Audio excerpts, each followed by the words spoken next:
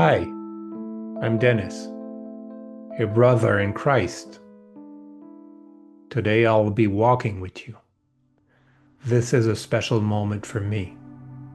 His presence matters to me. This moment with my friend Rose matters to me. Because something real happened on that quiet afternoon of June 2025. Not symbolic, not imagined, lived by both of us. A friend told me that it was a mystical moment. I don't know anything about that. If you haven't seen A Walk by the River Part 1, you can find it on this channel.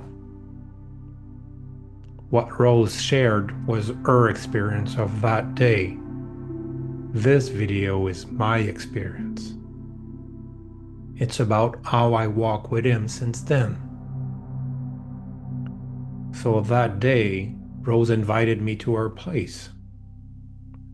We wanted to see how we could bring life into conversation with Jesus Christ. At that moment, nothing was clear. One thing was obvious, though. I knew I wanted to share about his living presence, but I had no idea where to go. So she said, "Let's go shoot some B-roll." She wanted to show me how we could build images that would let his presence shine through the lens. When we walked outside, his presence was already there, felt, and I could sense he was guiding me, guiding us. There's a passage that says, "Where two gather in my name, I am there." That day by the river, he opened something in Rose. A teaching about the serpent, fear, deception. And he made himself visible to her. Not symbolically, in reality. That ray of light was for her, and maybe for you. If you watch A Walk by the River Part 1, you'll see she had her own conversation with him. She received her answers, and it continued for her without me.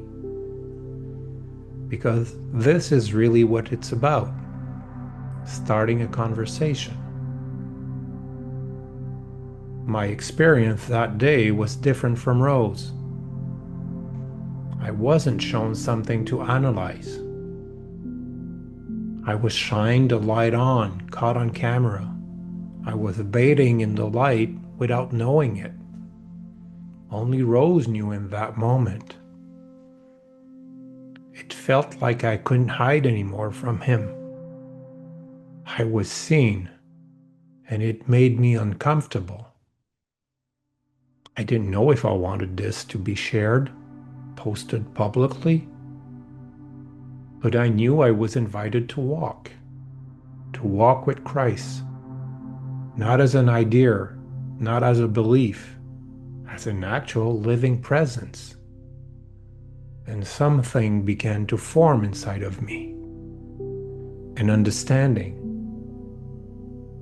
Every day we live from somewhere. I was slowly realizing that life isn't really about what we live for, but where we live from, either from control or from surrender. Words weren't able to describe it, but it felt like a place my soul had entered. For months after that day, I didn't know what to do with that moment. You can see it in the image. Letting go doesn't come easily for me. You can see it in the way I walk, in my shoulders, in my body. My body was tense. My mind was fighting right up until the moment of surrender. Those few minutes of letting go in front of the camera didn't end there. They stretched into weeks, then months. What began as a gesture became a process.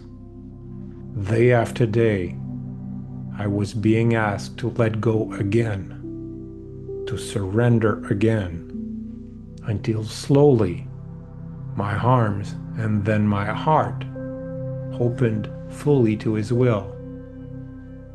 I was still trying to manage God. That's how I've lived my life. Planning, structuring, controlling outcomes. I guess I was doing it in my spiritual life too. But Christ doesn't come to be managed. He comes when we let go.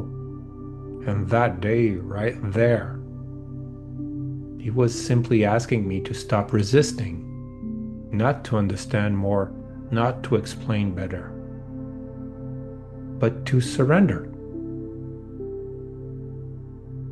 And it brings me back to that moment by the river, to the ray of light. Before opening my arms to Him, I was already with Him. I wasn't searching for God. I wasn't wondering if He was there. I could feel His presence clearly. I was arguing with Him. Yep. At that moment, I thought I was entitled to question His judgment, instead of feeling His love for me and trusting Him. What He was asking was simple and difficult at the same time. To let go in front of others.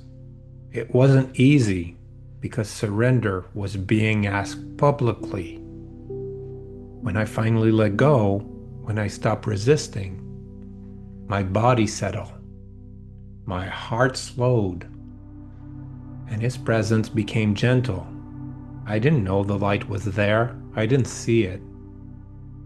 My eyes were closed. The ray of light was not for me. It was for Rose. What I experienced in that moment is what I live now. A calm, a presence beside me, not above, not imposing, walking with me. In retrospect, staying silent for months after that day was important, because I needed to learn how to testify to His living presence without taking the credit. This isn't about me. I'm not the center of this. I'm just the one walking. Since then, my life hasn't become easier, but it has become simpler, because something shifted. Not upward, not forward, inward. Even though I was sincerely trying to live in His presence, I was still searching for something greater than me, ma raison d'être, my purpose. I wanted God. I wanted consciousness. I wanted truth. I wanted to live for Him. And at times, I truly walked with Christ, but not steadily. I would walk with Him and then try something else, another method, another way, another understanding. Looking back, I can see it clearly now. Even if that search was sincere, it was still centered on me. The self was still in control, trying to reach God, trying to understand Him, trying to live for Him.